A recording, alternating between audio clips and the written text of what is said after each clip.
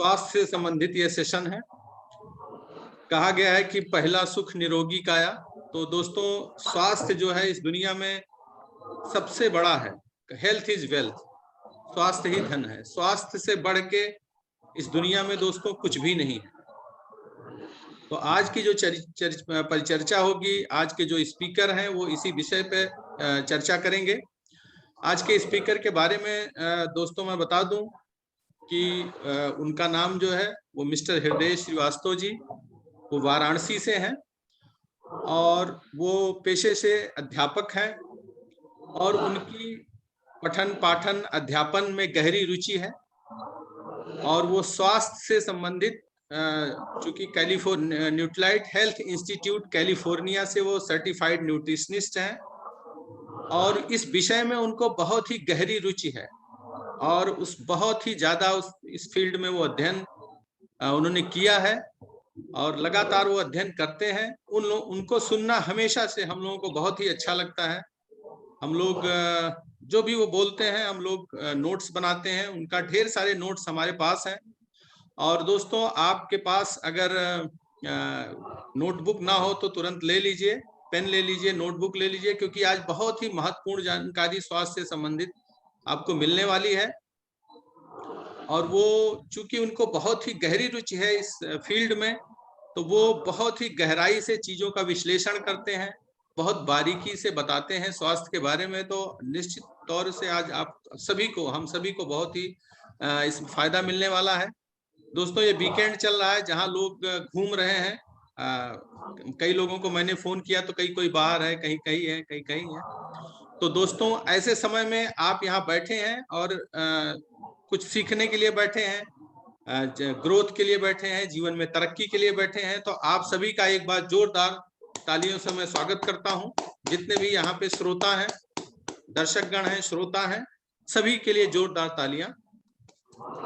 और आप सबकी जोरदार तालियों के साथ में मैं बुलाना चाहता हूं mister Hriday Srivastava ji from Varanasi. Welcome Hriday ji. Thank you sir, thank you for warm welcoming to me. और मैं सभी अपने आज के गेस्ट जो आज यहाँ पर अवेलेबल हैं, मैं सभी का स्वागत करता हूँ। दोस्तों, नाम जैसा कि सर ने बताया, उमेश सर ने बताया कि मेरा नाम हृदय श्रीवास्तव है।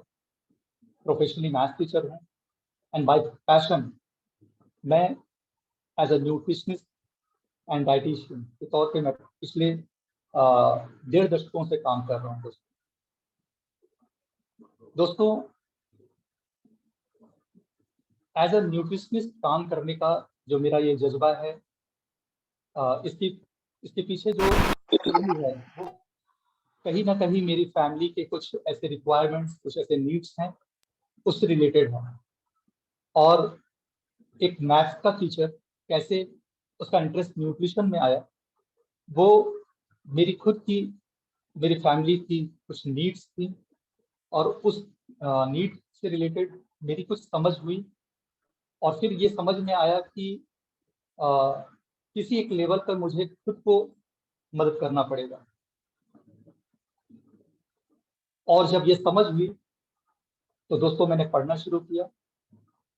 पढ़ाई करते हुए कुछ मौके मिले, कुछ सर्टिफिकेट्स गेन करने के, मैंने उसको भी प्राप्त किया।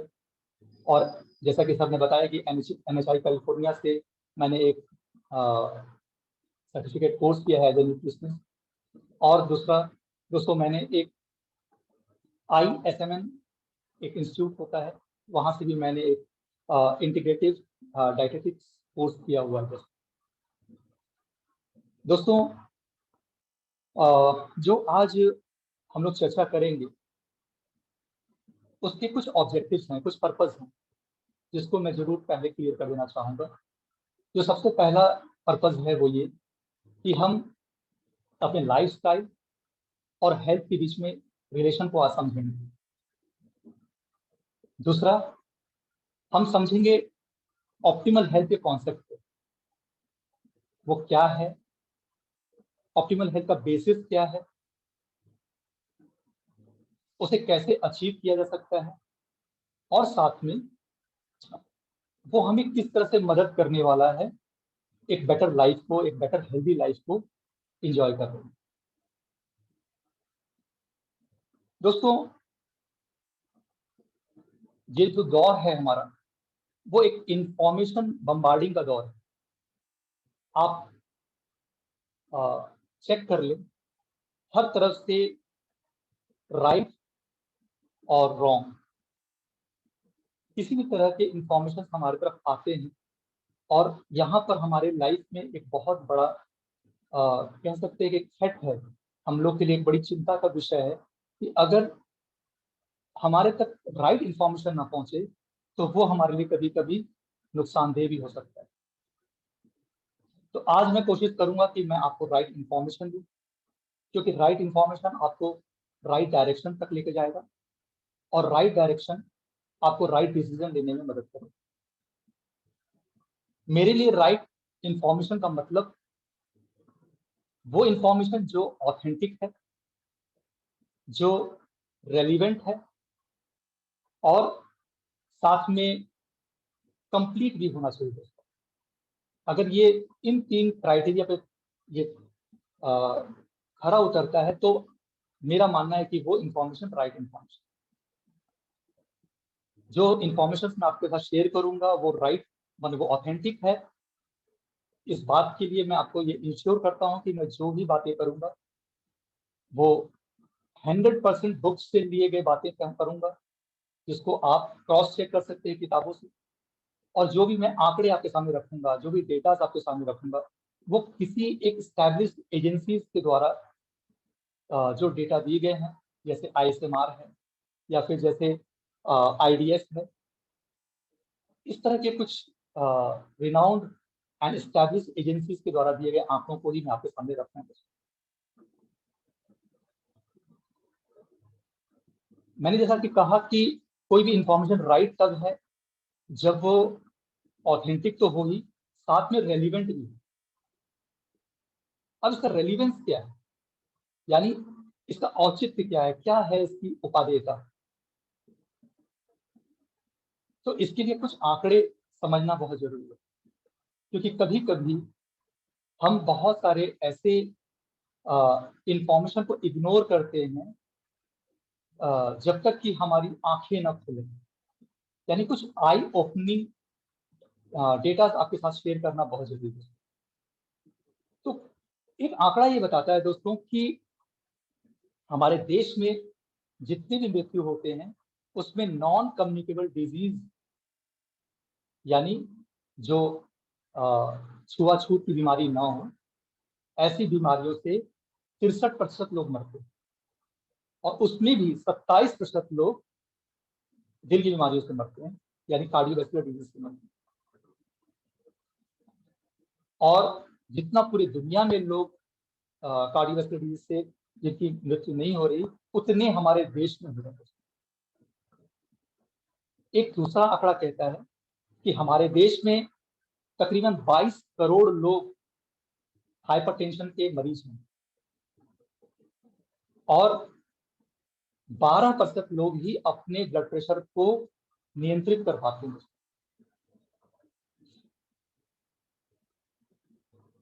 एक और आंकड़ा है जो IDF यानी कि इंटरनेशनल डायबिटीज फेडरेशन के द्वारा दिया गया आंकड़ा है भारत के लिए, कि हमारे देश में लगभग 60 करोड़ डायबिटिक पेशेंट और 20 crore pre clinical stage of diabetes में। यानी अगर वो अपना पैथोलॉजिकल टेस्ट कराएं तो डॉक्टर के अनुसार उनको डायबिटीज नहीं है, लेकिन वो डायबिटीज बीमारी के होने के कगार पे है। और मैं आपको बता दूं कि pre clinical stage of diabetes is as damaging as clinical stage. और इसे पता लगाने का एक तरीका तो यह है कि जब आप टेस्ट करवाते हैं और उसका जो उसके रीडिंग्स आते हैं वो क्लोज टू द नॉर्मल, मतलब अबव, जस्ट अबव नॉर्मल होते हैं, तो हम मान लेते हैं कि we are in the pre clinical stage. लेकिन इसका एक बहुत ही मतलब इसके लिए एक और ऑथेंटिक मेथड है इसको पता लगाने का, जिसको हम उसको कहते हैं सिंड्रोम एक्स। आप अपना ट्राइग्लिसराइड पता लगा लें और एचडीएल पता लगा लें, उसका रेशियो पता लगा। अगर उसका रेशियो <2 है तो आप सेफ हैं, अबव उसके ऊपर है तो आप प्री क्लिनिकल स्टेज पे हैं। इसके बाद दोस्तों आंकड़ों की बात जब मैं कर रहा हूँ तो मैं आपको बता दूं कि हमारे देश में कैंसर से मरने वाले लोगों की भी बहुत बड़ी तादाद है। और एक आंकड़ा बताता है कि हर 63 लोगों में एक आदमी को लंग कैंसर होता है, यानी कि पुरुषों की बात कर रहे हैं। महिलाओं में हर 29 औरतों में से एक औरत को ब्रेस्ट कैंसर हो जाता है। और उसी आंकड़े में आगे बताया जाता है कि हर 9 में से एक व्यक्ति अपने जीवन काल में कभी ना कभी कैंसर की तरफ बढ़ता है, यानी कि वो कैंसर से पीड़ित हो सकता है। और एक और डेडली जो डिजीज है, मतलब अगर मैं उन बीमारियों की बात कर रहा हूँ जिसका सबसे बड़ा हिस्सा है मृत्यु में, मैं उनकी बात कर रहा हूँ। तो जैसा कि पहला बताया कार्डियोवैस्कुलर, दूसरा बताया कैंसर, और एक और है रेस्पिरेटरी डिसऑर्डर्स, जिसमें कि सीओपीडी और अस्थमा जैसी बीमारियां हैं। हमारे देश में 1990 में तकरीबन 3 करोड़ लोग मतलब सीओपीडी और अस्थमा से पीड़ित थे। आज लगभग मान के चलें कि 15-16 सालों के अंदर हमारे देश में ये आंकड़ा डबल हो गया। और इसके पीछे कारण बताने की जरूरत नहीं, बहुत बड़ा कारण कहीं ना कहीं जिस तरह का हमारा लाइफस्टाइल है, जिस तरह के माहौल हम रह रहे हैं, कहीं ना कहीं वो है। और एक और रेलिवेंस जो कि शायद आप सबको समझ में आ रहा होगा, जो पिछले 2 या 3 सालों में हमने कोरोना के के दुष्प्रभाव को देखा, समझा, महसूस किया। 3 साल पहले शायद हमें एहसास भी नहीं होगा, मेरे मतलब कहते कि दुःस्वप्न में भी हमने ये ना सोचा हो कि हमारे देश में या हमारे पूरे विश्व में इस तरह की कोई महामारी आएगी और वो हमारे पूरे जनजीवन को इस तरह से झकझोर के रख देगी। इतनी मृत्यु होंगे और इतने जिंदगियां उजड़ जाएंगी। और उस बीमारी ने कम से कम एक बात का एहसास लोगों को करा दिया, यदि वो प्रोएक्टिवली प्रिपेयर्ड ना हो, अपने स्वास्थ्य को लेकर प्रोएक्टिव अप्रोच न रखें, तो जब ऐसी कोई आपदा आती है तो उस वक्त जिंदगी आपको मौका नहीं देता दोस्तों। इसका मतलब कि ये इसका रेलिवेंस है कि हम आज और हमेशा हम उन इंफॉर्मेशन को गैदर करते रहें, उन इंफॉर्मेशन को अपने तक आने दें जो हमारे स्वास्थ्य के लिए बहुत इंपॉर्टेंट है। मैंने कहीं पढ़ा था दोस्तों कि हमारी जिंदगी में खुशियों का 3 आधार होते हैं। पहला होता है सेहत, दूसरा होता है रिश्ते, और तीसरा होता है धन। और ये 3 हमारे खुशियों के आधार है दोस्तों। और जैसा कि मैंने सबसे ऊपर सेहत लिखा है, तो मेरा इशारा आप समझ पा रहे होंगे कि हमारे खुशियों को हम बिना अपने सेहत के हम शायद कल्पना भी ना कर सकते। दोस्तों, आगे बढ़ने से पहले ये समझना जरूरी है कि सेहत यानी हेल्थ है क्या। हेल्थ के बारे में WHO कहता है कि it is not मियर absence of disease. ये सिर्फ बीमारियों का ना होना नहीं है, बल्कि it is a state of physiological, psychological and social wellbeing of a person. इसका मतलब कि ये शारीरिक, मानसिक और सामाजिक एक किसी इंसान के वेलबींग का एक स्टेट है, एक स्थिति है। और ये डेफिनेशन इस बात की ओर भी इशारा करता है कि यानी हम स्वास्थ्य की अगर हम बात कर रहे हैं, हेल्थ की बात कर रहे हैं, तो ये कोई एक सिंगल डायमेंशनल कोई सब्जेक्ट नहीं है, बल्कि एक मल्टी डायमेंशनल है। यानी हमारे लिए जितना बॉडी फिटनेस इंपॉर्टेंट है उतना ही मेंटल फिटनेस इंपॉर्टेंट। और सोशल वेलबींग की अगर हम बात कर रहे हैं तो उसका मतलब समझना बहुत जरूरी है। उसका सिर्फ और सिर्फ एक मतलब है कि अगर आप स्वास्थ्य की बात कर रहे हैं तो वो सिर्फ आपसे शुरू होकर आपसे आप तक नहीं खत्म होती, बल्कि उसमें आपके परिवार का स्वास्थ्य, आपके बृहद परिवार का स्वास्थ्य यानी एक्सटेंडेड फैमिली का स्वास्थ्य, और साथ में आपकी सोसाइटी। यानी कि जब आप इस लेवल पर जब आप चीजों को देखते हैं और उसके लिए डिसीजंस लेते हैं, उसके लिए रेस्पॉन्सिबिलिटी लेते हैं, तब जाकर आप हेल्दी हो पाते हैं। तो दोस्तों, अगर हम अब आगे बढ़ें और थोड़ा सा मैं आपको लेकर चलूं हेल्थ से थोड़ा सा और आगे, ऑप्टिमल हेल्थ के कॉन्सेप्ट की तरफ। तो ऑप्टिमल हेल्थ क्या है दोस्तों? जैसा कि मैंने शुरुआत में कहा कि हमें ऑप्टिमल हेल्थ के कॉन्सेप्ट को समझना। तो मेरा मानना है कि ऑप्टिमल हेल्थ आपके शरीर की वो स्थिति है जो अगर आप ऑप्टिमल हेल्थ को एंजॉय कर रहे हैं तो मैं कह सकता हूं कि आपकी बॉडी इफिशिएंट है और मतलब फुल ऑफ एनर्जी है और प्रोटेक्टेड भी है। शरीर के जितने भी मेटाबॉलिज्म है, जो भी शरीर के अंदर क्रियाएं अंतर क्रियाएं हो रही हैं, वो सभी कुछ परफेक्ट तरीके से चल रही हैं। ऐसी एक अवस्था, वो अवस्था होती है ऑप्टिमल हेल्थ। अब ऑप्टिमल हेल्थ का मतलब अगर हम समझ पाए तो ये समझना है कि इसका बेसिस क्या है। What is the basis of optimal health? तो ऑप्टिमल हेल्थ के बेसिस की बात करूं तो ये 4 स्तंभों पे खड़ा है, 4 पिलर्स।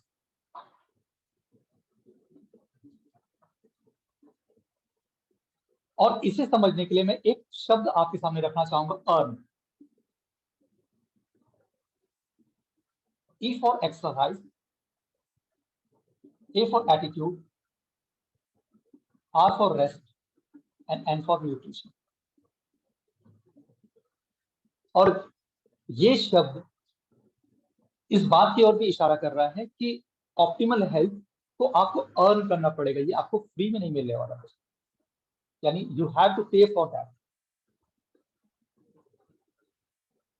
एक्सरसाइज की अगर मैं बात करूं तो दोस्तों एक बात मुझे याद आती है और मैं आज आपके सामने वो बात रखना चाहूंगा कि mind seeks pleasure and avoid pain. ये कहीं मैंने पढ़ा और मुझे बात इतनी अप्रोप्रिएट और इतनी रेलिवेंट लगी कि मैंने सोचा कि ये बात आपसे जरूर कहूं कि हमारा जो माइंड है, जो हमारा मस्तिष्क है, वो प्लेजर को खोजता है और जो भी पेन है, जिससे उसको कष्ट हो रहा है, दर्द हो रहा है, उसको वो अवॉइड करता है। अब अगर दिमाग हमारा ऐसा है तो इस बात की ओर इशारा ये बात करती है कि यानी अगर हमें एक्सरसाइज करने से पेन हो रहा है तो हम एक्सरसाइज करेंगे ही नहीं। तो मेरा इशारा ये है दोस्तों कि आपको अपने माइंड को इस तरह से मोल्ड करना होगा कि आपको एक्सरसाइज से प्लेजर मिले। और 2 तरीके से ही आदमी ड्राइव हो सकता है दोस्तों, या तो फियर से या तो ड्रीम से। तो दोस्तों फियर से आप ड्राइव हो मैं कभी नहीं चाहूंगा, यानी बीमार होकर डॉक्टर के कहने पर आपको एक्सरसाइज करना पड़े, तो मैं आपको ये कहना चाहूंगा कि वो बहुत पेनफुल होने वाला है दोस्तों। तो वक्त रहते हमें डिसीजन लेना पड़ेगा। और एक्सरसाइज के बहुत सारे मोड हैं। आप मॉर्निंग वॉक कर सकते हैं, आप योगा कर सकते हैं, आप एरोबिक्स कर सकते हैं, वो बहुत सारे हैं, उसके बारे में आप बेटर जानते होंगे। लेकिन मेरा एक सजेशन जरूर है कि सभी लोग जो 30 प्लस एज जिनकी है, इनफैक्ट मैं 30 साल की उम्र का कोई बैरियर भी नहीं रखना चाहता, मैं तो कहूंगा कि अगर आप उससे कम उम्र के भी हैं तो भी आपको 10,000 कदम चलने की एक आदत डालनी चाहिए। ये मेरा अपना पर्सनल एक्सपीरियंस भी है दोस्तों। इसके बाद बात करते हैं एटीट्यूड की। तो एटीट्यूड का पॉजिटिव होना चाहिए। ये पॉजिटिव एटीट्यूड का मतलब क्या है? तो मेरा बस सिर्फ इतना कहना है कि अगर आप अपने वर्तमान के लिए कमिटेड हैं, कुछ भी बेस्ट करने के लिए कमिटमेंट रखें, अपने फ्यूचर के लिए आप होपफुल हैं, और जो आपके पास है उसके लिए ईश्वर को आप धन्यवाद देते हो, I think this is the best positive mental state. और मैं एक कदम आगे बढ़ के ये बात बोलना चाहूंगा कि अगर आप रियली एक पॉजिटिव लाइफ जीना चाहते हैं, पॉजिटिविटी के साथ जीना चाहते हैं, तो आप दूसरों की मदद करने के बारे में सोचें। मुझे लगता है ऐसा दिमाग, ऐसा मन जो दूसरों की हेल्प कर रहा हो, उससे ज्यादा पॉजिटिव कोई भी मन नहीं हो सकता, उससे ज्यादा पॉजिटिव कोई मस्तिष्क नहीं हो सकता। और रेस्ट की बात करें तो मैं कहता हूं सिर्फ सोने का मतलब केवल रेस्ट नहीं है कि मैं जाकर मैंने बिस्तर पर एक नींद ले ली और मैंने अपनी रेस्ट की अपनी रिक्वायरमेंट पूरी कर ली, वो सिर्फ उसका एक पार्ट है दोस्तों। रेस्ट का मतलब एक्चुअली एक ऐसी अवस्था जहां आपका मन और आपका शरीर दोनों कंप्लीट रिलैक्स की कंडीशन में हो। कई बार ऐसा होता है कि लोग नींद में भी रेस्टलेस होते हैं, और कैसे हम अपने नींद में भी कंप्लीट रेस्टफुल कंडीशन में आए, उसके लिए भी बहुत जरूरी है कि हम पॉजिटिव एटीट्यूड हमारा हो। And the fourth one is nutrition. Nutrition should be balance. और बैलेंस न्यूट्रिशन का क्या मतलब है, ये समझना आज के इस सेशन का एक बहुत बड़ा ऑब्जेक्टिव भी है।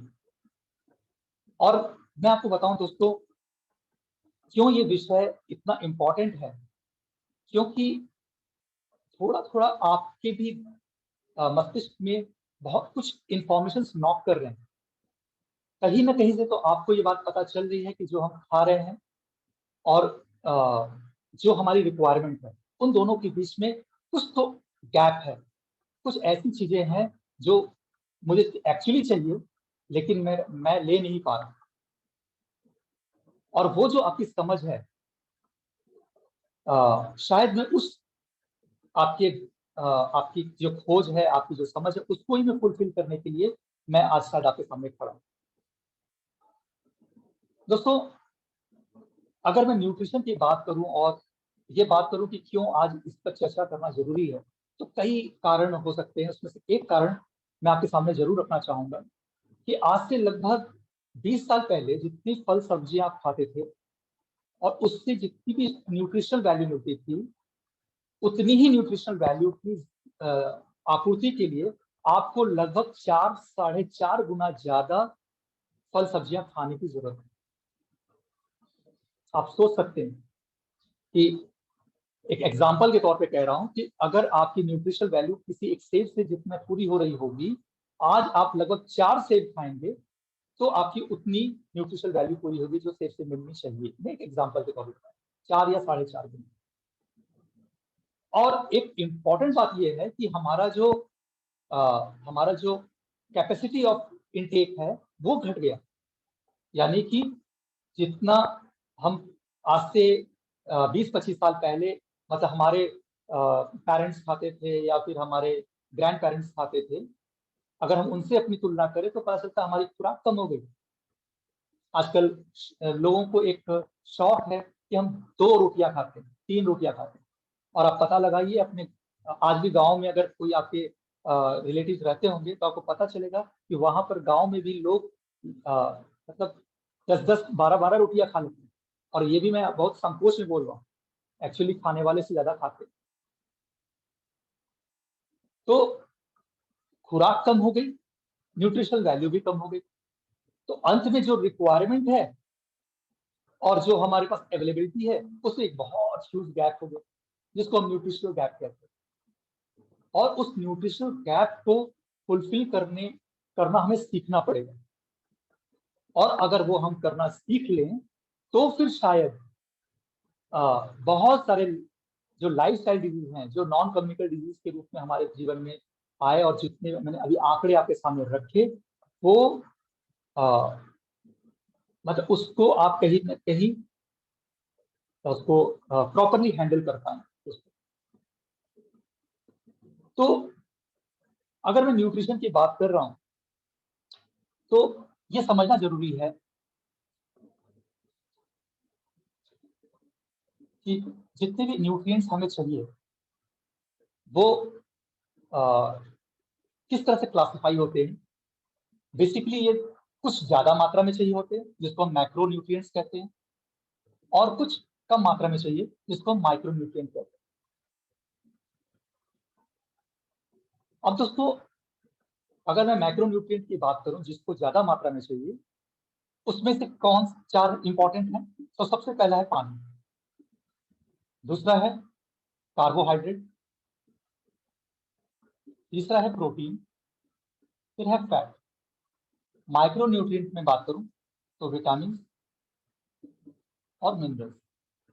और साथ में मैं यहाँ पर एक और नया नाम आपके लिए लिखना चाहता हूँ, वो है फाइटोन्यूट्रिएंट, जो अब हम ये इसे अपने कह सकते हैं कि न्यूट्रिशन के इस लिस्ट में शामिल कर रहे हैं, और इसका बहुत बड़ा सिग्निफिकेंस है हमारे हेल्थ में। दोस्तों पानी की अगर बात करूं तो पानी का हमारे शरीर में बहुत बड़ा रोल है। ये हमारे बॉडी टेम्परेचर को मेंटेन करता है, बहुत सारे न्यूट्रिशन की ट्रांसपोर्टेशन में मदद करता है, और बहुत सारे टॉक्सिन को बाहर निकालने में मदद करता है। पानी की क्या जरूरत है तो मैं आपको बता दूं कि कुछ मिसकंसेप्शंस हैं। लोग सोचते हैं कि बहुत ढेर सारे पानी पीने से हमें फायदा मिलेगा, लेकिन आप ये जान लीजिए कि हर चीज का अपना एक बैलेंस लिमिट होता है, और पानी के लिए 6 से 8 गिलास होता है। इनफैक्ट अभी मैंने एक सेशन किया था, मैंने खुद कुछ पढ़ाई में कर रहा था, तो वहां पर मुझे पता चला कि हर 10 किलो पर 1 लीटर पानी होता है, हर 10 किलो पे। यानी कि अगर मेरा वजन 70 किलो है तो मुझे 7 लीटर पानी पीना चाहिए। तो ये एक नया इंफॉर्मेशन मुझ तक पहुंचा था जो मैं आप तक पहुंचा। फिर बात करते हैं कार्बोहाइड्रेट की। जितनी एनर्जी हमें चाहिए इसमें मैक्सिमम हम कार्बोहाइड्रेट्स लेते हैं, यानी एनर्जी जो कि कैलोरी के फॉर्म में हमारे पास आ रहा है, वो उसका मेन सोर्स क्या है? कार्बोहाइड्रेट। लेकिन ये बहुत इंपॉर्टेंट है समझना कि जो भी कैलोरी हमें चाहिए उसका 60% सिर्फ हमें कार्बोहाइड्रेट से लेना होगा, 20% प्रोटीन से और 20% फैट से। और अगर ये हम रेशियो मेंटेन कर पाए तो हम एक हेल्दी हार्ट, यानी कि हमारा जो कार्डियोवैस्कुलर हेल्थ है, वो हम मेंटेन कर पाए। दोस्तों ये तो हुआ कि ऐसा होना चाहिए, लेकिन फैक्ट क्या है? फैक्ट ये है कि कार्बोहाइड्रेट से हम लगभग 80 से लेकर 90% तक एनर्जी यानी कि कैलोरी हम लेते हैं, और प्रोटीन से तकरीबन 5 से लेकर 10%, और फैट से भी इसी तरह से 5 से लेकर 10%। हाँ, फैट से कभी कभी हम ज्यादा लेते हैं अगर हम बहुत ज्यादा जंक फूड्स और इन सब चीजों पर डिपेंडेंट हैं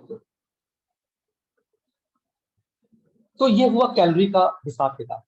अगर मैं कार्बोहाइड्रेट की बात करूं तो एक बात मैं आपको यह समझाना चाहूंगा कि कार्बोहाइड्रेट के जो सोर्सेज हैं वो बहुत इंपॉर्टेंट है, और ये समझना बहुत जरूरी है कि जो भी हम कार्बोहाइड्रेट ले रहे हैं उसका ग्लाइसेमिक इंडेक्स क्या है। ग्लाइसेमिक इंडेक्स एक ऐसा मापदंड है जो ये तय करता है कि जो हमने इनटेक किया कार्बोहाइड्रेट वो हमारे ब्लड में माने ग्लूकोज कितना तेजी से घुल रहा है। यानी कि कुछ ऐसे खाद्य पदार्थ हैं जैसे कि व्हाइट ब्रेड, जिसका ग्लाइसेमिक इंडेक्स 100 माना जाता है, वो आप खाते ही वो आपके शरीर में ग्लूकोज रिलीज कर देगा। तो ऐसे जो सोर्सेज हैं कार्बोहाइड्रेट के, वो एक एज के बाद अच्छे नहीं माने जाते। और एटलीस्ट मैं ये कहूंगा कि कोई भी व्यक्ति 35 प्लस एज में है तो वो इस बारे में बहुत ही सतर्क हो जाए और बहुत ही सजग हो जाए। दूसरा, जब भी आप कार्बोहाइड्रेट के सोर्सेज लें तो आप कोशिश करें कि हर चीज को रिफाइंड फॉर्म में ना लें। यानी कि अगर आप आटा ले रहे हैं तो बहुत रिफाइंड ना हो, आप शुगर रिफाइंड फॉर्म में ना लें। मतलब मैं तो कहता हूँ शुगर ले ही ना, it is better to take jaggery, यानी कि गुड़ को लेना ज्यादा बेटर है बजाय कि आप चीनी ले रहे हैं, और उसके पीछे बहुत सारे और भी कारण हैं। तो कार्बोहाइड्रेट को इस तरह से आपको एक अपने नियंत्रण में रखना पड़ेगा। इसके बाद बात करते हैं प्रोटीन। और मैं ये बता दूं दोस्तों कि मैं आज बहुत सारी बातें प्रोटीन पे करने वाला हूं। एक आंकड़ा बताता है कि भारत में 80% लोग प्रोटीन डिफिशिएंट है। और एक आंकड़ा और बताता है कि जो 20% लोग प्रोटीन प्रॉपरली ले भी ले रहे हैं वो कंप्लीट प्रोटीन नहीं ले पाते, और उसके पीछे एक बहुत बड़ा कारण है उनका मिस इन्फॉर्म्ड होना, या यूं कहा जाए कि इनकम्प्लीट इंफॉर्मेशन। दोस्तों, प्रोटीन की बात करें तो प्रोटीन बेसिकली एक ग्रीक वर्ड है प्रोटोज, उससे मिलकर बना है। प्रोटोज का मतलब होता है फर्स्ट। आप सोच के देखें कि ऐसी चीज जो हमारे शरीर में सबसे पहले आवश्यक है वो प्रोटीन है। आपका ये जो पूरा शरीर है वो कोशिकाओं से मिलकर बना हुआ है। कोशिकाएं यानी कि सेल्स टिश्यूज बनाते हैं, टिश्यूज ऑर्गन्स बनाते हैं, फिर उससे एक सिस्टम हमारा चलता है। और वो सेल को फॉर्म करने का जो मुख्य अवयव है वो है प्रोटीन। और मैं जानता हूं कि आप में से अधिकांश लोग ये बात जानते हैं। आपके शरीर का जो आपके शरीर का जो ड्राई पार्ट है जिसमें पानी को निकाल दिया जाए, तो ड्राई जो आपका बॉडी है उसका 50% प्रोटीन है। आपके नाखून, बाल, स्किन, सब कुछ आप ले लें तो सब कुछ प्रोटीन है दोस्तों। कितना इंपॉर्टेंट। आप जितना प्रोटीन लेते हैं उसका 50% आपके शरीर में जो इंजाइम्स होते हैं, जो कि बायोकेमिकल्स हैं, बहुत सारे आपके शरीर में जो मेटाबॉलिज्म हो रहे हैं उसको पूरा करने में वो मददगार हैं। वो 50% का जो रोल है वो प्रोटीन के द्वारा, मतलब वो प्रोटीन पूरा करता है उस इंजाइम्स, मतलब प्रोटीन इंजाइम्स को बनाता है और इंजाइम्स को मेटाबॉलिज्म करता है। और प्रोटीन का अगर मैं इंपॉर्टेंस बताऊं तो अभी जब हमने कोरोना में इतने कष्ट सहे, इतना दुख दर्द सहा, और उस वक्त हमें पता चला कि हमारे पास एक सिस्टम है जिसको हम इम्यून सिस्टम कहते हैं। उस इम्यून सिस्टम का मतलब उस इम्यून सिस्टम का जो सबसे बड़ा बैकबोन है वो है प्रोटीन। अगर मैं प्रोटीन की बात कर रहा हूं तो दोस्तों दरअसल ये कोई एक चीज नहीं है। और मैं अपनी बात बता दूं, जब मैंने इसकी पढ़ाई नहीं की थी तो मैं इसे कोई एक सब्सटेंस मानता था। और जब मुझे पता चला कि भैया 10 लाख प्रोटीन हमारे शरीर में बनते हैं, और ये जितने खोजे गए हैं, मतलब ऐसा माना जाता है कि इससे बहुत ज्यादा प्रोटीन है। तो प्रोटीन 10 लाख हैं, और ये 10 लाख प्रोटीन मूलतः 9 इसेंशियल एमिनो एसिड से बनते हैं और 13 नॉन एसेंशियल एमिनो एसिड। और इनके कॉम्बिनेशन से बनने वाले ये जो 10 लाख प्रोटीन है वो हमारे शरीर को चला रहे हैं। जैसा कि अभी मैंने बताया कि डायबिटीज एक बहुत मतलब कह सकते हैं कि इस जमाने की एक सबसे बड़ी समस्या है। तो डायबिटीज कब कैसे होता है? जब हमें हमारे शरीर में इंसुलिन का बनना कम होता है। इंसुलिन जो कि पैंक्रियास से सिक्रेट हो रहा है वो तब होता है जब आपके शरीर में लगभग 74 एमिनो एसिड मिलकर बनते हैं। ध्यान दीजिए दोस्तों, 74। हालांकि आप कहेंगे कि 9 और 13 तो 22 होते हैं, तो 74 की बात क्यों कर रहा हूँ? क्योंकि बहुत सारे ऐसे एमिनो एसिड और भी हैं जिसको हमारा शरीर बनाता है, पर उसको बनाने के लिए ये 9 एसेंशियल एमिनो एसिड की जरूरत पड़ती है। तो 74 एमिनो एसिड्स की जरूरत पड़ती है तो इंसुलिन बनता है। और मैं आपको बता दूं कि अगर आपके शरीर में 1 या 2 कम हो जाए तो आप सोचेंगे कि थोड़ा सा खराब इंसुलिन बन जाएगा। नहीं, इंसुलिन बनेगा ही नहीं। तो ये समझना पड़ेगा कि प्रोटीन किस तरह से हमारे लाइफ में रोल प्ले कर रहा है। कोरोना की बात अभी थोड़ी देर पहले हम लोग कर रहे हैं, और उस वक्त जब हमें ये पता चला कि हमारी इम्यूनिटी के लिए कुछ तत्वों की जरूरत है, क्योंकि इसके लिए कोई दवाइयां नहीं, तो पता चला कि हमारा शरीर अगर अंदर से मजबूत होगा तो हम इस डेडली जो डिजीज है इससे हम लड़ पाएंगे। और उस वक्त बहुत सारे लोगों को इम्यून सिस्टम के बारे में एक पढ़ने की इच्छा होगी, वो कहीं ना कहीं उनको वो इंफॉर्मेशन मिले। और मैं एक हल्का सा आपको मैं ग्लिम्स इसलिए देना चाहूंगा कि आप प्रोटीन के महत्व को समझ सकें कि कोरोना जब हो रहा था तो पता चला कि हमारी इम्यूनिटी इंपॉर्टेंट है, यानी immune system important. Immune system में 2 लेयर्स होते थे, एक इनेट होता है और एक एक्वायर्ड होता है। इनेट के भी 2 लेयर्स होते हैं, सेल्फ मीडिएटेड इम्यूनिटी और एक ह्यूमरल इम्यूनिटी, और एक्वायर्ड में भी ऐसे ही होता है। ये जो ह्यूमरल है इसको कॉम्प्लीमेंट सिस्टम भी बोलते हैं। और आपको बता दूं दोस्तों, कॉम्प्लीमेंट सिस्टम सिर्फ और सिर्फ प्रोटीन पर आधारित होता है। इसमें लगभग C1 से लेकर C10 तक कॉम्प्लीमेंट प्रोटीन्स होते हैं, जिसके अपने अपने रोल्स हैं, जिसके डिटेल में जाने की जरूरत नहीं। लेकिन मैं आपको बताना ये चाह रहा हूँ कि ये सब जो प्रोटीन, जो ह्यूमरल सिस्टम है, ये केवल और केवल प्रोटीन पर बेस्ड है। इसके बाद इनेट से एक्वायर्ड तक जो मैसेजेस जाते हैं वो बहुत सारे साइटोकिन्स के द्वारा जाते हैं, जो कि वो प्रोटीन है, जिसमें इंटरल्यूकिन है, इंटरफेरॉन्स है। ये मतलब ये जो टेक्निकल वर्ड्स है ये इतने इंपॉर्टेंट बातें नहीं आपके लिए, लेकिन सबसे इंपॉर्टेंट बात ये है कि ये सभी चीज, ये सभी प्रोटीन है दोस्तों। कुछ ऐसे प्रोटीन हैं, कुछ ऐसे एमिनो एसिड्स हैं जैसे ग्लूटाथियोन है, वो एंटीऑक्सीडेंट की तरह काम करता है। एंटीऑक्सीडेंट क्या होता है? बस इतना समझ लीजिए कि आज जितनी तरह की हमें बीमारियां हो रही हैं उसमें एक बहुत बड़ा रोल एंटीऑक्सीडेंट फ्री रेडिकल्स का है। फ्री रेडिकल्स कुछ ऐसे अवांछनीय तत्व हैं जो हमारे शरीर में कई कारणों से बनते हैं, और उन्हें खत्म करने के लिए, उन्हें मिटिगेट करने के लिए, उन्हें न्यूट्रलाइज करने के लिए हम हमारे शरीर में एंटीऑक्सीडेंट की जरूरत होती है। और उसमें से कुछ ऐसे एमिनो एसिड्स हैं जैसे कि ग्लूटाथियोन, जो कि एंटीऑक्सीडेंट की तरह काम करते हैं। लाइजीन, टॉरिन, ऐसे बहुत सारे एमिनो एसिड्स हैं जो कि एंटीवायरल फैक्टर की तरह हैं, मतलब वायरस से या कोई भी माइक्रोब से लड़ने के लिए उनका होना बहुत जरूरी है। तो मैं क्या क्या बताऊं आपको प्रोटीन के बारे में, यानी एमिनो एसिड के बारे में।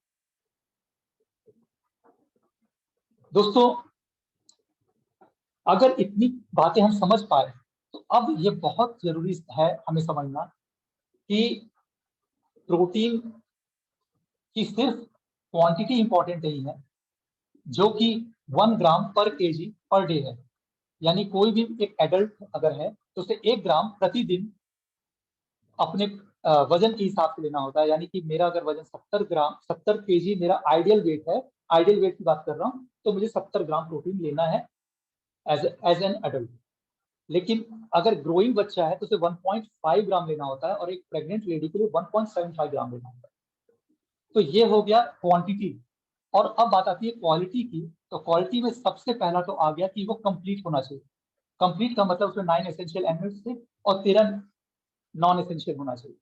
दूसरा कि प्रति 10 ग्राम लगभग 8 ग्राम प्रोटीन होनी चाहिए। और तीसरी सबसे इंपॉर्टेंट बात, उसकी डाइजेस्टिबिलिटी। उसकी डाइजेस्टिबिलिटी 98% से ज्यादा होना चाहिए। और अगर ऐसा कोई प्रोटीन है तो WHO उसको एक इंडेक्स देता है जिसको हम कहते हैं PDCAAS. PDCAAS protein digestibility corrected amino acid score. ये है क्या? आप जैसे सोना खरीदने जाते हैं तो आप हॉलमार्क देखते हैं, तो यानी वो उसके गुणवत्ता का एक मापदंड है। वैसे ही प्रोटीन के लिए उसकी गुणवत्ता का मापदंड पीडीकास होता है, जिसका पीडीकास अगर 1 है तो उसकी वो कंप्लीट है, यानी इसमें 9 एसेंशियल एमिनो एसिड और 13 नॉन एसेंशियल है। 10 ग्राम में 8 ग्राम प्रोटीन है और 98% डाइजेस्टिबल है, और ऐसे को 1 बोला जाता है पीडीकास। तो आपको लेना हो तो 100% आपको ये ध्यान देना पड़ेगा कि आपको ऐसा ही प्रोटीन खाना पड़ेगा। और जो भी आप खान पान आपका है, और अगर आप वेजिटेरियन हैं तो मैं आपको बता दूं कि आपके वेजिटेरियन सोर्स में सिर्फ और सिर्फ गाय का, और गाय में भी एक विशेष नस्ल है, उस वैसे गाय के ही दूध में उसका पीडीकास 1 होता है। बाकी सोया में पीडीकास 1 होता है और उसकी डाइजेस्टिबिलिटी बहुत कम होती है। लेकिन जो नॉन वेजिटेरियन सोर्स है उसमें से एग वाइट है और मीट है। लेकिन मैं आपको ये आगाह करना चाहता हूं कि प्रोटीन के लिए अगर आप नॉन वेजिटेरियन सोर्स पर डिपेंडेंट हैं तो वो आपके साथ आपके लाइफ में और बहुत सारे कॉम्प्लिकेशंस लेकर आते हैं। ये बात पक्की है, क्योंकि उसकी भी क्वालिटी बहुत इंपॉर्टेंट है दोस्तों। उसके हम डिटेल्स में नहीं जाएंगे, आप बहुत सारी बातें खुद भी जानते हैं। तो ये बात हो गई प्रोटीन की दोस्तों। अब बात करेंगे ओमेगा 3।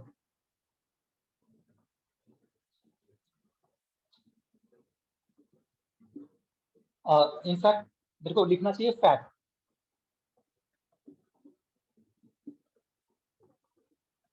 आज से कुछ समय पहले, लगभग 10 साल पहले, 15 साल पहले, हम फैट को बैड मानते हैं ना, it is bad for us. पर अब धीरे धीरे हमें अवेयरनेस हो चुकी है कि all fats are not bad. In fact ये हमारे शरीर का एक बहुत ही इंपॉर्टेंट कह सकते हैं कि न्यूट्रिशनल फैक्टर है। हमारा मस्तिष्क 40% फैट का बना हुआ है दोस्तों। हमारे आंखों का पर्दा रेटिना वो फैट का बना हुआ है। हमारे सेल पर फैट का के लेयर्स हैं जो कि उसको प्रोटेक्ट करते हैं। वो फैट इनफैक्ट कुशन का काम करता है। आप अगर आपके जो नर्व सेल्स हैं, न्यूरॉन्स जिसे कहते हैं, उसमें मेलेनिन शीट होता है, उस पर भी फैट की कोटिंग होती है दोस्तों, जो कि अगर खराब हो जाए तो बहुत सारे मतलब न्यूरोलॉजिकल डिसऑर्डर्स हमारे लाइफ में आ जाते हैं और वो इररिपेयरेबल होते हैं, यानी कि वो दोबारा ठीक नहीं किए जा सकते, ऐसी प्रॉब्लम होती है।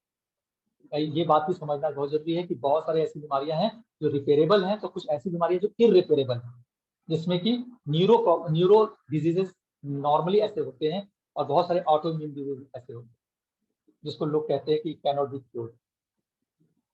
तो दोस्तों अब बात करते हैं कि फैट अगर अच्छा है तो कौन सा फैट अच्छा है ना? तो इसमें मैं इसेंशियल फैटी एसिड की बात करूं तो 2 इसेंशियल फैटी एसिड होते हैं, एक होता है ओमेगा 3 और एक होता है ओमेगा 6। अच्छा, इसेंशियल और नॉन इसेंशियल में फर्क क्या है मैं आपको बता दूं। इसेंशियल आपका शरीर नहीं बना सकता और नॉन इसेंशियल आपका शरीर बना लेता है। यानी कि ये आपका शरीर नहीं बना सकता। अब इसके बारे में कुछ बातें और समझ लें। जो भी आप खान पान आपका है, जिसमें जो भी आप तेल यूज करते हैं, उसमें से मैक्सिमम चीजें में ओमेगा 6 पाया जाता है, ओमेगा 3 नहीं पाया जाता है। वेजिटेरियन सोर्स में नॉर्मली ओमेगा 3 तीसी, तिल्ली, अखरोट जैसी चीजों में पाया जाता है। और बाकी आप जो भी चीज खाते हैं उसमें से अधिकांशतः में ज्यादातर ओमेगा 6 होता है। अब इसका और इसका रेशियो 1:5 होना चाहिए। आइडियल होता है 1:5। कभी कभी 10 भी एक्सेप्टेबल है, लेकिन जो इंडियन फूड स्ट्रक्चर है उसमें ये रेशियो 1:50 या उससे भी अधिक हो जाता है। और जैसे ये उससे अधिक हुआ, आपके शरीर में ये बहुत तरह के लाइफ स्टाइल डिजीज लेकर आ जाता है। इसकी वजह से ट्राइग्लिसराइड बढ़ जाता है, और ट्राइग्लिसराइड बढ़ जाए तो मैंने अभी थोड़ी देर पहले बताया था कि डायबिटीज को चेक करने का सबसे इंपॉर्टेंट मार्कर क्या है, वो है कि ट्राइग्लिसराइड आपको पता हो और आपका एचडीएल पता हो, और उसका रेशियो पता लगाना। तो इसका मतलब अगर आप ओमेगा 3 और ओमेगा 6 का रेशियो मेंटेन कर पाते हैं तो आप ट्राइग्लिसराइड को कंट्रोल कर लेते हैं। अब जरा मैं ओमेगा 3 के बारे में और डिटेल में आपको बता दूं। आप जितनी बीमारियां जानते हैं, डायबिटीज से लेकर कैंसर की बात कर रहा हूं, उसके बीच में जितनी बीमारियां, लाइफ स्टाइल डिजीज आप जानते हैं, वो सभी इंफ्लेमेटरी नेचर है, सूजनकारी।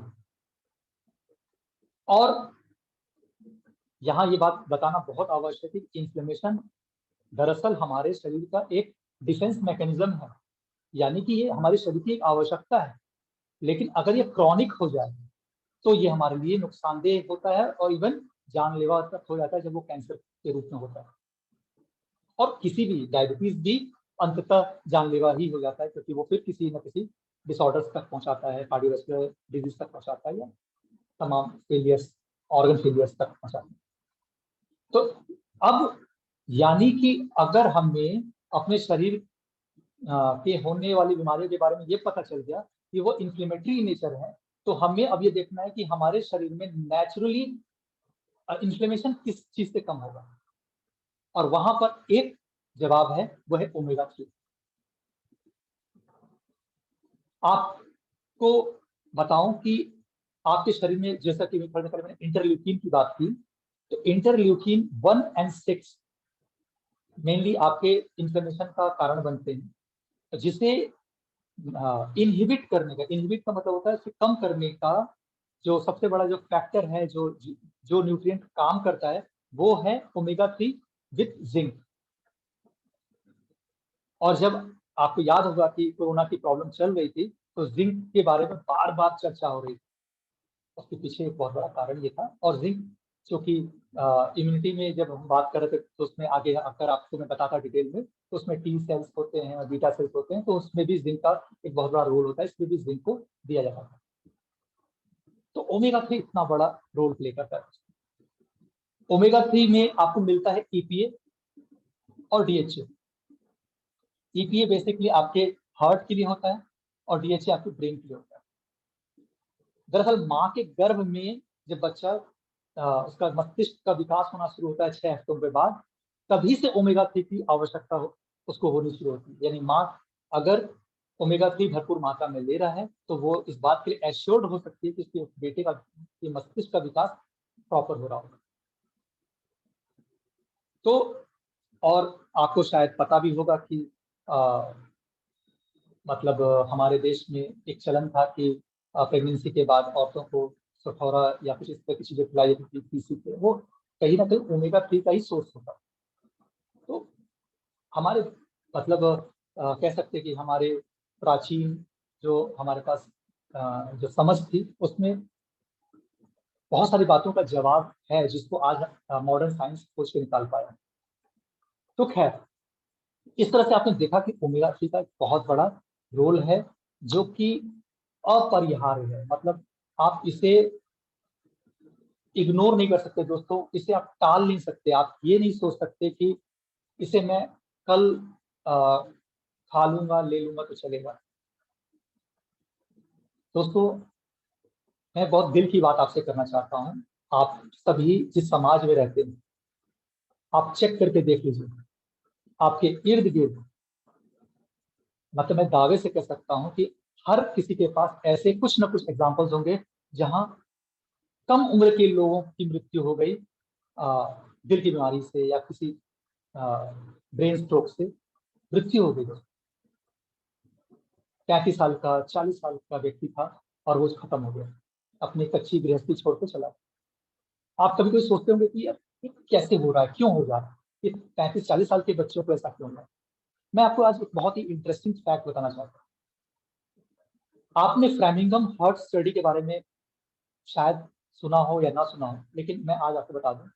फ्रेमिंगम हर्ट स्टडी 1948 में शुरू किया गया एक स्टडी था, जो कि फ्रेमिंगम नाम के एक शहर, अमेरिका के एक शहर से शुरू किया गया। 5209 लोगों को लिया गया और उन पर कुछ रिसर्च हुई। और आपको जानकर आश्चर्य होगा कि आज आप दिल की बीमारी से रिलेटेड जो भी जानकारी आप जानते हैं, वो सारी जानकारी उस रिसर्च के द्वारा ही दी गई है। और आज ये रिसर्च थर्ड जनरेशन तक चला गया है, यानी कि 1948 में जो शुरू हुआ था रिसर्च, वो आज वहां के तीसरे जनरेशन पे भी हो रहा है। तो फ्रेमिंघम हर्ट्ज स्टडी ने एक रिस्क को कैलकुलेट करने का एक स्कोर दिया, एक तरीका दिया, और वो मैं आप में से सभी लोगों का वो स्कोर चेक कर सकता हूं। लेकिन मेरे पास एक एग्जांपल है जो मैं आप लोगों के सामने रखना चाहता हूं, आप जरा उसको देखें। दोस्तों, अगर कोई व्यक्ति 40 से 44 साल का है, ध्यान से सुनिएगा, और अगर वो पुरुष है, टोटल कोलेस्ट्रॉल उसका 280 या उससे ज्यादा है, एचडीएल 35 से कम है, सिस्टोलिक बीपी 160 के करीब है, और वो हाइपरटेंशन की कोई दवा भी ले रहा हो, मैं मान लेता हूं कि वो सिगरेट नहीं पी रहा। अगर वो सिगरेट पी रहा है तो वो और खतरनाक बात है। ये भी मान लेते हैं कि वो डायबिटिक नहीं है, और ये मान लेते हैं कि उसको दिल की कोई बीमारी अभी तक पता नहीं चली है, तो उसकी जो उम्र है, यानी जो उसकी क्रॉनिकल एज है, वो है 40 से लेकर 44 साल, लेकिन उसकी जो बायोलॉजिकल, उसकी जो वैस्कुलर एज है, वो 76 साल होगी। और यदि वो डायबिटिक है तो वो 80 साल से ज्यादा का वो व्यक्ति माना जाएगा। अब आप सोच कर देखिए कि 40 साल के व्यक्ति की अगर बायोलॉजिकल एज 80 हो, तो मेरे भाई उसके दिल को भी तो खतरा 80 साल वाले उम्र का ही होगा ना। तो जब ऐसे लोगों को आप सुनते हैं कि उनकी मृत्यु हो गई 40 साल या 45 साल में, तो उसका जवाब यही है कि असल में वो, उनका जो हृदय है उसकी उम्र 75 प्लस थी। और आज मैं आपको एक बहुत बड़ा एक सॉल्यूशन देने जा रहा हूँ। आपको मैंने शुरुआत में बताया था कि राइट इंफॉर्मेशन 3 चीजों पर निर्भर करता है। ऑथेंटिसिटी उसकी होनी चाहिए, रेलिवेंस होना चाहिए, और वो कंप्लीट होना चाहिए। कंप्लीट का मतलब ये होता है कि अगर मैं आपको आपके सामने कुछ हेल्थ चैलेंजेस के बारे में बात कर रहा हूँ, मैं आपको कुछ मतलब जीवन की मुश्किलों के बारे में बता रहा हूँ, तो फिर कंप्लीट तो तब बात होगी ना जब मैं उसके सॉल्यूशन के बारे में बात करूँ। तो मैं आज आपको सॉल्यूशन की भी बातें करूंगा। तो अगर किसी 40 से लेकर 44 साल के व्यक्ति की उम्र 76 से लेकर 80 हो सकती है, तो आपका एक प्रश्न ये होना चाहिए, क्या उसकी उम्र कम भी हो सकती है क्या? तो मेरा जवाब है यस। और कैसे कम हो सकती है? अगर उसका टोटल कोलेस्ट्रॉल आप 160 से कम कर लें, एसडीएल जो कि अच्छा कोलेस्ट्रॉल माना जाता है, उसको 60 mg पर डीएल कर लें, यानी कि ये इसका यूनिट होता है। बीपी 120 तक मेंटेन रहे, और ऑब्वियसली उसको डायबिटीज और ब्लड प्रेशर, क्योंकि 120 अगर उसका वो होगा तो ब्लड प्रेशर तो होगा नहीं, और डायबिटीज उसका कंट्रोल में होगा अगर वो कुछ बातों को और ख्याल रखता हो। अगर ऐसी स्थिति है तो उसकी जो बायोलॉजिकल एज है वो 32 साल होगी, 32 ईयर्स। तो आप मुझे बताएं दोस्तों कि एक व्यक्ति जब हॉस्पिटल में होता है, आईसीयू में होता है, उसकी एक दिन की जिंदगी को बचाने के लिए आदमी एक एक घंटे के लिए 10,000 रुपया खर्च करने के तैयार होता है। तो अगर मैं आपकी जिंदगी में 8 साल आपको एक्स्ट्रा दे दूं, तो आप उसके लिए कितना पैसा खर्च करने के तैयार? और अगर मैं ये बात कह रहा हूं तो इसका ये कोई हाइपोथेटिकल बात नहीं दोस्तों। ऐसे आपके सामने मैं बहुत सारे एग्जांपल्स रख सकता हूं। और यहाँ मैं एक चीज और आपसे रिक्वेस्ट करूंगा कि जो भी व्यक्ति 30 प्लस हैं, 35 प्लस हैं, उन्हें अपने पैथोलॉजिकल कुछ रिकॉर्ड्स रखने चाहिए अपने पास। जो 30 से लेकर 40 साल के, और साल में एक बार, और 40 से ऊपर वाले साल में 2 बार कम से कम अपने लिपिड प्रोफाइल को करवाते हैं। हालांकि इनको अपने पूरे बॉडी प्रोफाइल उनके पास होना चाहिए, उनका लीवर, उनका किडनी, सारे फंक्शंस कैसे कर रहे हैं, लेकिन कम से कम उनको अपने लिपिड प्रोफाइल के बारे में तो जरूर जानना चाहिए।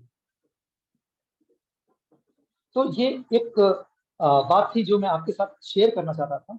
तो हमारी बात पहुंची थी ओमेगा 3 तक। अब ओमेगा 3 तक बात हुई कि ये मैक्रो न्यूट्रिएंट्स हैं। आगे बात करते हैं माइक्रो न्यूट्रिएंट्स। जो कि कम मात्रा में चाहिए।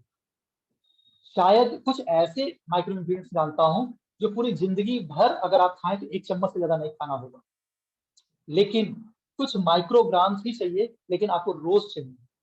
अगर वो ना हो तो बहुत सारे डिसऑर्डर्स आपके लाइफ में हो सकते हैं, जिसमें एक सबसे बड़ा ज्वलंत जो मैं बार बार आपके सामने नाम ले रहा हूं, दैट इज डायबिटीज।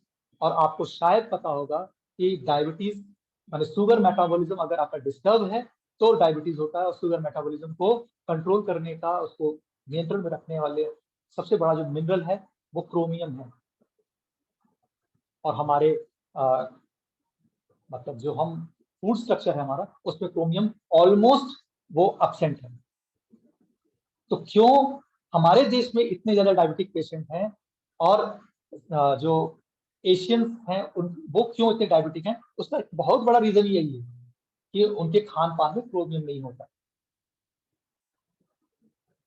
अब बहुत सारे विटामिन और मिनरल्स के बारे में हम बचपन से ही पढ़ते आ रहे हैं। मैं कहता हूँ क्लास 6 की किताब उठा के देखेंगे तो शायद आपको विटामिन और मिनरल्स के बारे में कि क्या उसके इंपॉर्टेंस है सब कुछ पता है हमें, कि वो पहली चीज तो इम्यूनिटी के लिए होता है, ये सबको मालूम है। फिर हमारे हमको चोट लग जाए, वुंड हीलिंग के लिए वो बहुत इंपॉर्टेंट है। हमारे बहुत सारे शरीर में जो बायोकेमिकल्स हैं उसको रेगुलेट करने में उसका बहुत बड़ा रोल है, मेटाबॉलिज्म में बहुत बड़ा रोल है ना। तो ये सब चीजें हमें थोड़ा बहुत तो पता ही था। हमें पता ही है कि विटामिन ए आंखों के लिए बहुत जरूरी है ना। विटामिन बी का नाम लेते ही एनर्जी, अगर हमें एनर्जी की जरूरत है तो विटामिन बी लेना है। विटामिन सी फिर वही इम्यूनिटी के लिए बहुत इंपॉर्टेंट है, ये पता है हमको। और इस तरह से जितने भी विटामिन आप जानते थे, विटामिन डी वो भी हड्डियों के लिए बहुत जरूरी है, ऐसा हमको पता था। लेकिन मैं आज आपको एक चीज बताना चाहता हूँ कि ये जो आप जैसे मैंने कहा कि विटामिन ए आंखों के लिए जरूरी है, लेकिन आपको पता है दोस्तों, अगर आपके शरीर में विटामिन ए की कमी हो जाए, इनफैक्ट मैं कुछ कहना चाहिए कि विटामिन सी की कमी हो जाए, तो आपके शरीर में एंटीऑक्सीडेंट का जो रोल है वो विटामिन सी प्ले करता है। और इनफैक्ट विटामिन ए भी करता है, विटामिन ई भी करता है, और सेलेनियम नाम का एक मिनरल है वो भी करता है। लेकिन अगर सी और ई कम हो जाए तो विटामिन ए को पहला रोल उसको एंटीऑक्सीडेंट का प्ले करना पड़ता है, सेकंड रोल वो करता है प्ले क्या कहते हैं वो आंखों के लिए जो काम करता है। सोच के देखिए, यानी आपकी आंखें अगर खराब हो रही हैं तो उसके पीछे एक बहुत बड़ा रीजन ये हो सकता है कि आपके शरीर में विटामिन सी की कमी है। और ये बात आपके लिए आज शायद नई बात होगी, क्योंकि आप में से अधिकांश ये जानते होंगे कि आंख खराब हो रही तो विटामिन ए की जरूरत है, यस, लेकिन विटामिन सी भी आपको उतना ही इक्वली इंपॉर्टेंट। विटामिन सी की अगर मैं बात करूं तो केवल वो इम्यूनिटी के लिए जरूरी नहीं है। आपके शरीर में जब चोट लगती है तो वहां पर उसको उस चोट को भरपाई करने के लिए कैलोजन नाम का एक तत्व बनना होता है, एक प्रोटीन के साथ विटामिन सी मिलकर वो एक तरह का सीमेंट होता है, वो बनाता है, वो वहां पर विटामिन सी की जरूरत है ना। विटामिन सी के मतलब ढेर सारे मैं आपको रोल्स बता सकता हूँ। विटामिन डी की अगर हम बात करें तो विटामिन डी का भी आपने देखा था कोरोना में बहुत बड़ा रोल सामने आ रहा था। लेकिन मैं आपको बताऊं, आपके हृदय के लिए भी विटामिन डी जरूरी है। आपके बहुत सारे ऑटो इम्यून डिजीज हैं जिसमें विटामिन डी की बहुत बड़ा रोल है। ऑटो इम्यून डिजीज ऐसी डिजीज जो कि मतलब इस तरह से समझ लिए कि मतलब बस ये समझिए कि वो लाइलाज बीमारियां हैं, जैसे उसमें से एक है मल्टीपल स्क्लेरोसिस है, इवन रूमेटाइड अर्थराइटिस है, इस तरह की बहुत सारी बीमारियां हैं। उसमें विटामिन डी का बहुत एक इंस्ट्रूमेंटल रोल देखा गया। तो मैं बताना क्या चाह रहा हूँ इस ये सारे इंफॉर्मेशन के बेसिस पर कि आप ये समझ पाए कि आप जब इनके प्रति इग्नोरेंट होते हैं या फिर इसको आप नेग्लेक्ट करते हैं, इसको आप टाल मटोल करते हैं, तो आप अपने शरीर को किस तरफ लेके जा रहे हैं। और दोस्तों ये बात कहना पड़ेगा मुझे कि अगर आपको लगता है कि वेलनेस मतलब को प्रोक्रेस्टिनेट किया जा सकता है, उसको वेलनेस को टाल मटोल किया जा सकता है, तो एक बार इलनेस को आजमा कर देखिए दोस्तों। आपको समझ में आ जाएगा कि कितना महंगा सौदा आपने किया।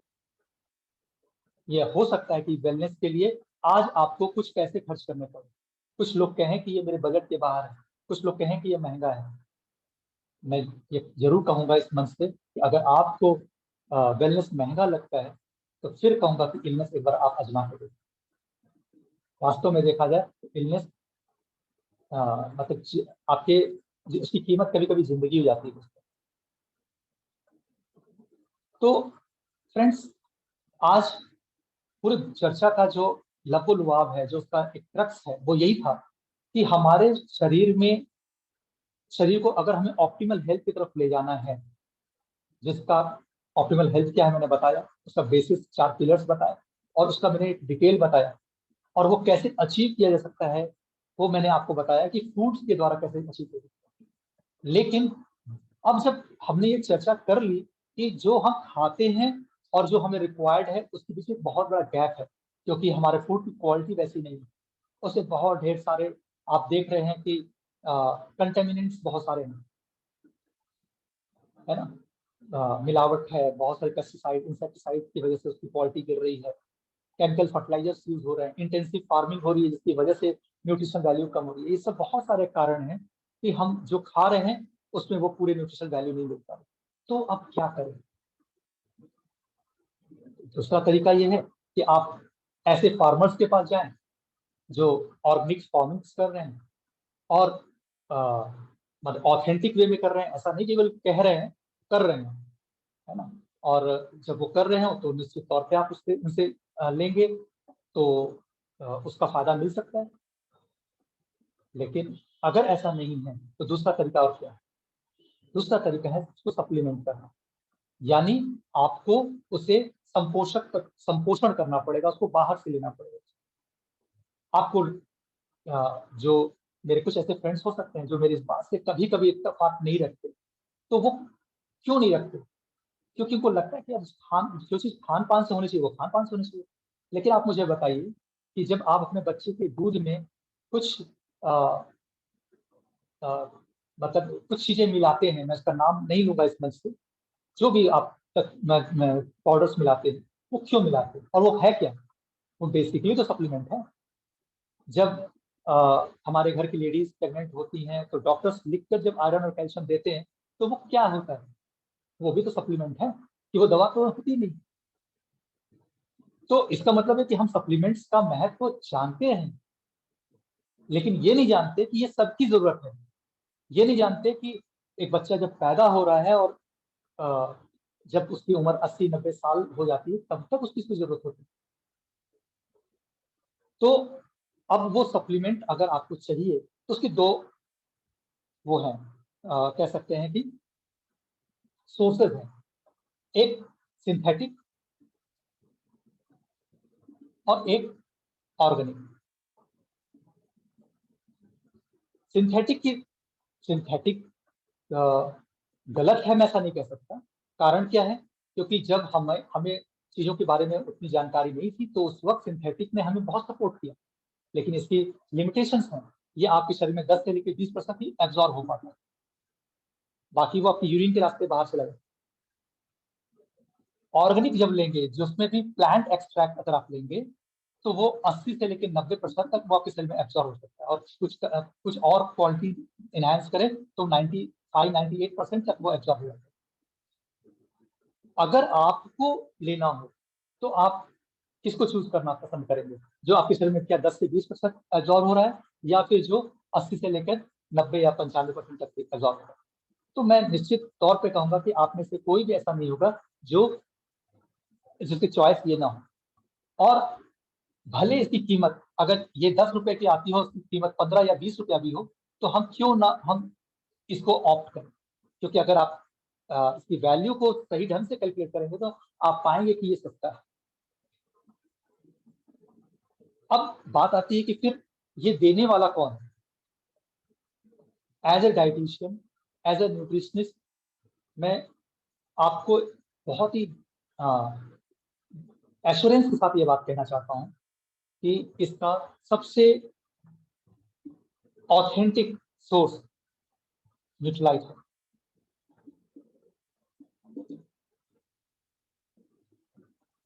1930 के करीब ये इस इंस्टीट्यूट का कह सकते हैं उद्भव हुआ। मैं इंस्टीट्यूट क्यों कह रहा हूं? क्योंकि आपको मैं बता दूं कि ये कंपनी बाद में है, ये रिसर्च एंड डेवलपमेंट इंस्टीट्यूट पहले है। बहुत सारे ऐसे विटामिन और मिनरल्स जिनको हमने 1950 या 60 में जाना, वो इनके उत्पादों में पहले से उपलब्ध थे। कार्ल रनबॉर्ग ने 1900 लगभग शायद 32 में इसकी स्थापना की थी। और दोस्तों आपको बताऊं कि क्यों ये इतना इंपॉर्टेंट है, क्योंकि 6000 एकड़ से ज्यादा अलग अलग ट्रॉपिकल रीजन्स में, अलग अलग ट्रॉपिकल रीजन का मतलब ये कि अगर आप अपने पृथ्वी को देखें तो अलग अलग उनके ज्योग्राफिकल रीजन्स होते हैं। कहीं पर सेब अच्छा हो सकता है तो कहीं आम अच्छा हो सकता है। जहाँ आम अच्छा होता है वहाँ सेब नहीं उगा सकते, और जहाँ सेब अच्छा होता है वहाँ आम नहीं। तो इसका मतलब कि अलग अलग ज्योग्राफिकल रीजन्स का इम्पोर्टेंस है। और हमारे अलग अलग ज्योग्राफिकल रीजन्स में 6000 एकड़ से ज्यादा हमारे पास ऑर्गेनिक फार्म्स है। भारत में 1200 एकड़ से ज्यादा ऑर्गेनिक फार्म्स हैं। इसके बाद हमारे पास 75 से ज्यादा R&D है। 500 से ज्यादा साइंटिस्ट हमारे यहाँ काम करते हैं। आप सोच कर देखें दोस्तों, मतलब एक नासा के साइंटिस्ट को अगर आप बता दें कि एक ऐसा इंस्टीट्यूट है, एक ऐसा ऑर्गेनाइजेशन है जहाँ 500 साइंटिस्ट काम करते हैं, तो उसकी आंखें फटी की फटी रह जाएंगी। क्या ऐसा है? तो वास्तव में ऐसा है। और 1000 से ज्यादा पेटेंट्स हैं। अगर मैं पेटेंट की बात कर रहा हूं तो आप समझ पा रहे होंगे कि गुणवत्ता तो इंपॉर्टेंट है ही है, अब ये यूनिक भी हो गया, मतलब कोई और नहीं बना सकता इसको, क्योंकि हमारे पास वो पेटेंट है। और ऐसे में जब आपके पास इतने सारे कह सकते हैं कि वैल्यूज के साथ अगर कोई इंस्टीट्यूट, कोई कंपनी आपके सामने आती है और वो आपके हेल्थ को इंश्योर कर रही है, तो दोस्तों कोई और वजह नहीं कि हम अगर हमें सप्लीमेंट की जरूरत है तो हम न्यूट्रीलाइट से वो सप्लीमेंटेशन ना दें। तो दोस्तों यहाँ पर मुझे अपनी बात को वाइंड अप करना होगा, और आपको मैं लास्ट में अपना एक कंक्लूजन रखते हुए अपनी बातों को खत्म करूंगा कि आपके शरीर की बहुत सारी रिक्वायरमेंट्स, लेकिन एक कंप्लीट पैकेज के तौर पर देखा जाए, जिसको हम आपके शरीर के फाउंडेशन की बात करते हैं, तो उसमें 3 बहुत महत्वपूर्ण चीजें मैंने बताई। उसमें पहला आ गया प्रोटीन, जो कि न्यूट्रीलाइट आपको ऑल प्लांट प्रोटीन के रूप में देता है। आपको चाहिए ओमेगा 3, जो कि न्यूट्रीलाइट आपको सैल्मन ओमेगा 3 के रूप में देता है। और आपको 13 विटामिन और 11 मिनरल्स चाहिए, जो आपको न्यूट्रीलाइट डेली के फॉर्म में देता है। दोस्तों ये मैं आपको इंश्योर करता हूं एज ए डाइटिशियन, यदि आप इस 3 चीजों को लेते हैं और सही वक्त पे सही उम्र में लेते हैं, तो बहुत सारे, जैसा कि मैंने पीछे ही बताया, बहुत सारे लाइफस्टाइल डिजीज से आप अपने आप को सेफगार्ड कर सकते हैं, बचा सकते हैं, और आपके सुखद जीवन की कामना करते हुए मैं अपनी बात को यहाँ पर विराम देना चाहूंगा। Over to host. Thank you Hriday ji, great. जबरदस्त तालियां होना चाहिए आज के स्पीकर के लिए। ग्रेट, कितना बहुत ही बेहतरीन ढंग से आपने पूरी जानकारी रखा। जो आज की हेल्थ की समस्या है उसको आपने रखा, और उसमें आपने पूरा अच्छी तरह से माइक्रोन्यूट्रिएंट्स और पूरी तरह से उस समस्या और उसका समाधान भी आपने दिया। तो बहुत अच्छा रहा। और हम लोग बहुत, देखिए मैंने ढेर सारा नोट्स बनाए हैं, आपने जो भी बताया है हम सभी लोगों ने उसको रिकॉर्ड अपने पास रखा है, उसको दोबारा हम लोग पढ़ेंगे। बहुत ही बेहतरीन, आपको बहुत बहुत धन्यवाद। एक बार जोरदार तालियां होना चाहिए। और हमारे ग्रेट मेंटर पीसी सर और रंजना मैम, उनके लिए भी एक बार जोरदार तालियां होना चाहिए, क्योंकि उन्होंने इस सेशन को आयोजित किया और इसकी अध्यक्षता उन्होंने की। तो दोस्तों इससे पहले कि मैं उनको बुलाऊं, एक हमारे बीच में है आशुतोष जी, जो कि बहुत ही अच्छे हेल्थ के, स्वास्थ्य के वो भी बहुत ही अच्छे जानकार हैं।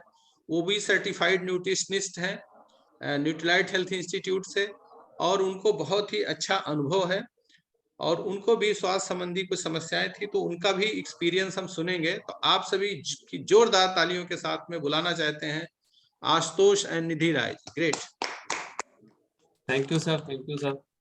दोस्तों नमस्कार, जैसा सर ने बताया मेरा नाम आशुतोष है, मैं लखनऊ से हूँ। और हृदय जी का मैं बहुत थैंकफुल हूँ कि आज उन्होंने इतना अच्छा एक सेशन किया जिससे बहुत ही नॉलेज मिली हम लोगों को। मैं अपने बारे में थोड़ा सा, जैसे आज हृदय जी ने हेल्थ सेशन में आपको सब कुछ एकदम क्रिस्टल क्लियर किया, तो मैं प्रैक्टिकली एक चीज बताना चाहूंगा आपसे कि आज से 3 साल पहले की बात है लगभग, तो मुझे बहुत से हेल्थ चैलेंजेस थे, बहुत ढेर सारे थे। इनफैक्ट वेट बहुत ज्यादा था मेरा, बीपी था हाई एंड पे था, 170 180, कोलेस्ट्रॉल लेवल बहुत बड़ा था, और हाइपरटेंशन की दिक्कत थी। तो काफी मेडिसिन चलती थी। तो मेडिसिन का क्या होता था, इतना साइड इफेक्ट होता था कि खाना और इन्फ्लेमेशन पूरे बॉडी में, ये सब चीजें बनी रहती थी, हमेशा नींद हमेशा आती थी। तो लेकिन डॉक्टर ने कहा था कि ये चीजें आपकी हमेशा अब दवाएं चलनी है, ये बंद नहीं होनी है। तो मुझे भी मतलब एक हमारे फ्रेंड मिले, उन्होंने न्यूट्रीलाइट के बारे में मुझे बताया। उन्होंने बताया कि आप सप्लीमेंट लेके अपने आप को फिट रख सकते हैं। तो मैं बहुत कुछ कई डॉक्टर्स को दिखा रहा था, तो भगवान की कुछ कृपा थी कि उस समय मैंने उनकी बात पे विश्वास कर लिया। इतना अच्छा सेशन मैंने अटेंड नहीं किया था कि अगर ये अटेंड करने के बाद तो शायद निश्चित तौर पे हम सभी लोग सप्लीमेंट की तरफ जाएंगे, न्यूट्रीलाइट की तरफ जाएंगे। लेकिन मुझे ये ऐसा सेशन नहीं मिला था, तब भी मैंने उस समय अडॉप्ट किया इसे। कुछ नहीं जानता था कि इसमें प्रोटीन का क्या रोल है, ओमेगा 3 का क्या रोल है, और आज बताया उन्होंने तो विटामिन एंड मिनरल का क्या रोल है, कुछ नहीं पता था इसके बारे में। लेकिन उन्होंने बताया 3 4 5 चीजें उन्होंने मुझे दी, और मैंने उसको स्टार्ट किया लेना। कुछ और सप्लीमेंट थे, शायद मुझे जो चैलेंजेस थे उसके लिए अलग से भी सप्लीमेंट्स थे, वो मैंने स्टार्ट किया। और शायद 1.5 महीना बीता, मुझे बड़ा अच्छा फील होने लगा, सब कुछ अच्छा होने लगा। तो मैंने दवाएं बंद कर दी, और लगभग 2.5 साल हो गया, 3 साल हो गया, शायद पेन किलर लिया हो, कभी हेल्थ चैलेंज आया हो या कहीं दर्द हुआ, उसके अलावा कोई भी दवा या डॉक्टर के पास जाने की आवश्यकता नहीं पड़ी। तो मैं सिर्फ इसलिए बता रहा था। फिर बाद में धीरे धीरे इसमें मैंने नॉलेज लेना स्टार्ट किया, सेशंस में जाने लगा, तो पता भी चलने लगा जो आज आपको बताया गया एक सेशन में कि प्रोटीन का क्या रोल है, ओमेगा 3 का क्या रोल है, विटामिन एंड मिनरल का क्या रोल है। तो आज जो भी आपने यहाँ से सीखा, यहाँ सुना, तो मैं तो आपसे यही कहूंगा कि इस इतने अच्छे, इतने जबरदस्त सेशन के बाद भी अगर हम इस सप्लीमेंट या न्यूट्रीलाइट को अडॉप्ट नहीं कर पा रहे हैं, उसकी आवश्यकता को, उसकी जरूरत को महसूस नहीं कर पा रहे हैं, तो ये चिंता का विषय है। हाँ, और नॉलेज आपको चाहिए, एक बार और बैठना चाहते हैं, तो जिसने भी आज आपको इस हेल्थ सेशन के लिए इनवाइट किया था, उनके साथ अवश्य बैठिए, पूछिए कि मुझे और थोड़ा जानना है, आप कुछ समझ नहीं पाए।